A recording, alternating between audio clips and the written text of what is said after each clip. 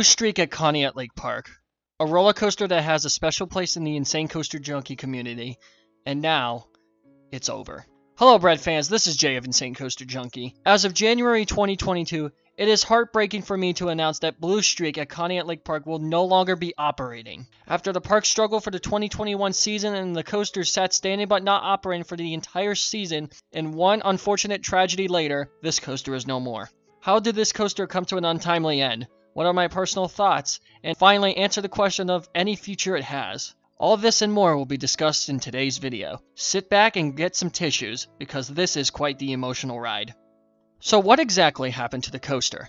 On Tuesday afternoon, January 4th, the park was in the process of demolishing Blue Streak. Earlier during the 2021 season, park owner and public enemy number one, Todd Joseph, was getting estimates for demolishing the coaster after promising that the coaster would be inspected in the fall to potentially reopen. It is unknown if any inspection was done on the ride as promised, and the demolition continued after the conclusion of the 2021 season. Before the time of the incident, approximately half of the coaster was already demolished, but it is unclear what specific parts were already torn down. As part of the demolition plan, a controlled fire was started to carefully burn down parts of the coaster that might have been tricky or too dangerous to demolish by hand. During this unorthodox process, the fire quickly got out of control and engulfed parts of the standing but not operating coaster. The fire managed to claim half of the 77-foot tall lift hill and the turnaround into the station, which also includes the final brake run.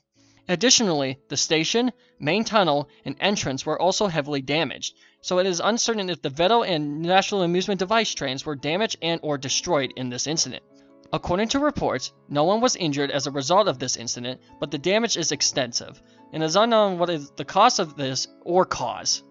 There are many questions in terms why this coaster got demolished or who is to blame for this incident. In all honesty, from my deep down personal opinion, it's the park owner himself. The curious methods he used to even get this coaster demolished in the first place should be illegal and easily prevented. The coaster, if you are wondering, is a Ace Coaster landmark and is protected by the National Amusement Park Historical Association until the end of the decade. But Todd Joseph has famously avoided the media over the past year as owner, jumped through the legal hoops to avoid criminal charges, and has even given threats to the people living near and around the park. This fire, in my opinion, was one of his evil deeds just so he doesn't have to pay insurance on the ride. If anything for this incident, he should be jailed for his actions he's done. And also, let's talk about the unusual demolition method of the controlled fire. When used correctly, a controlled fire can strategically demolish anything that may deem unsafe, but this controlled fire should not happen in the first place. It's sickening that this had to be the way this coaster ends, but at the end of the day, the real one to blame is the owner. The legendary Smokey Bear once said,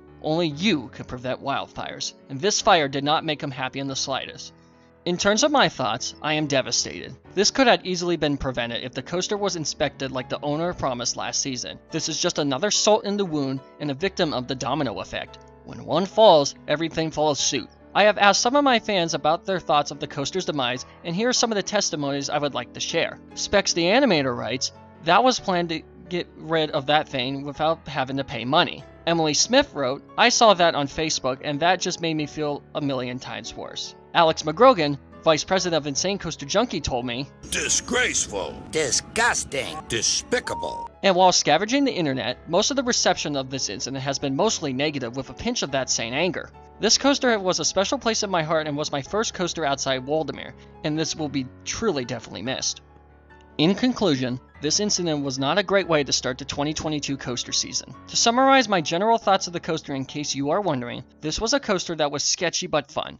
It had its rough moments, but this coaster was known for its insane ejector airtime in the back row. It was a coaster that was constantly ranked in my top 20 roller coasters I've ridden over the past several years, and is one of the most underrated roller coasters I've ridden, regardless of what the coaster community has said about the coaster in its past. My last memory riding this coaster I would like to share was in September 2019, when my friend Coaster Films and I marathoned the ride 61 times in a day, setting an all-time new record. From 2015 to 2019, I have ridden this coaster approximately 90 times and had a good feel about what this coaster provided. In terms of its future, to answer that question, the coaster is most likely going to get demolished, regardless of what happens next. With half of the coaster destroyed in the subsequent fire, the rest of the ride is bound to go down. In terms of the park itself, I'm still saying with a hard, confident truth that this park is done for good. The actions that were done are eerily similar to what happened to Geauga Lake in Aurora, Ohio, and it's pretty damning to see one of my home parks to fall under. This coaster will mark as my second ever defunct coaster in 4 months after the closure of Wicked Twister at Cedar Point. I will absolutely miss this coaster